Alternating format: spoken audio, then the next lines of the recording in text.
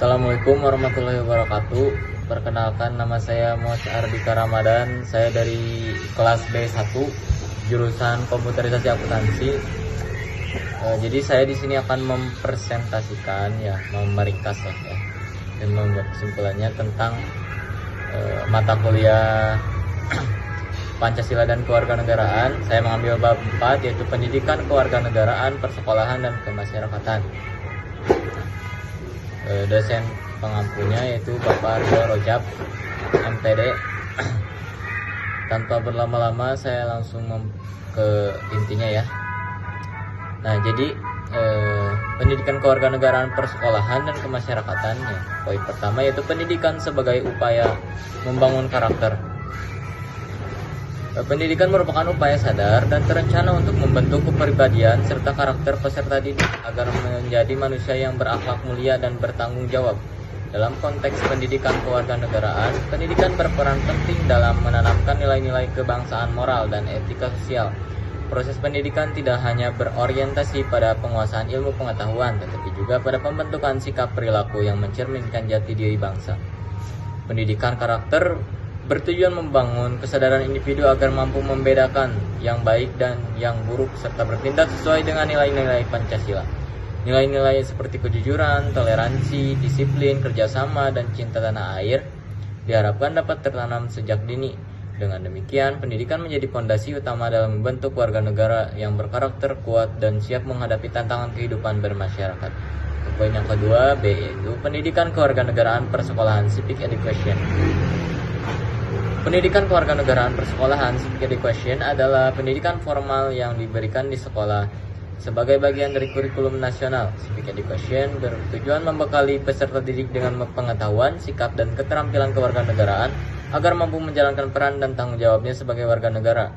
Materi yang diajarkan meliputi Pancasila, UUD 1945, hak asasi manusia, demokrasi, dan sistem pemerintahan.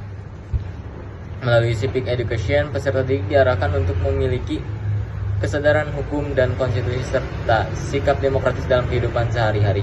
Pembelajaran ini juga mendorong peserta didik untuk berpikir kritis terhadap permasalahan sosial dan kebangsaan. Dengan demikian, pendidikan kewarganegaraan di sekolah berfungsi sebagai sarana pembentukan warga negara yang cerdas, partisipasif, dan berintegritas. Nah, poin yang ketiga yaitu C, pendidikan kewarganegaraan, kemasyarakatan, civic engagement. Pendidikan kewarganegaraan berkemasyarakatan atau civic engagement merupakan proses pembelajaran kewarganegaraan yang berlangsung di lingkungan masyarakat.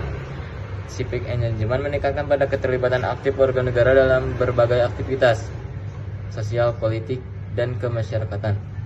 Bentuk keterlibatan tersebut dapat berupa partisipasi dalam kegiatan sosial, organisasi, masyarakat, musyawarah warga, maupun kegiatan sukarela. Melalui civic engagement, individu tidak hanya memahami konsep kewarganegaraan secara teoritis, tetapi juga mempraktikkannya secara langsung. Pengalaman ini membantu kesadaran sosial, rasa tanggung jawab, dan kepedulian terhadap kepentingan bersama. Civic engagement menjadi sarana penting dalam menemukan sikap aktif dan partisipatif warga negara dalam kehidupan demokratis.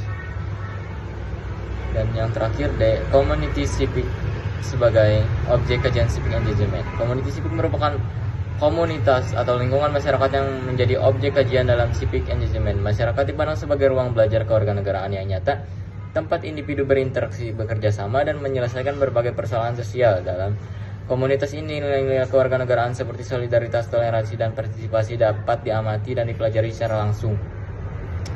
Kajian community civic bertujuan memahami dinamika kehidupan masyarakat serta peran warga negara dalam membangun lingkungan sosial yang berdemokratis dan berkeadilan. Melalui keterlibatan dalam komunitas, individu diharapkan mampu mengembangkan sikap kritis dan kepedulian sosial.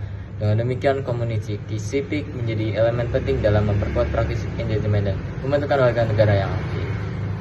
Mungkin cukup sekian presentasi yang bisa dapat saya sampaikan. Kurang lebihnya mohon maaf. Terima kasih. Wassalamualaikum warahmatullahi wabarakatuh.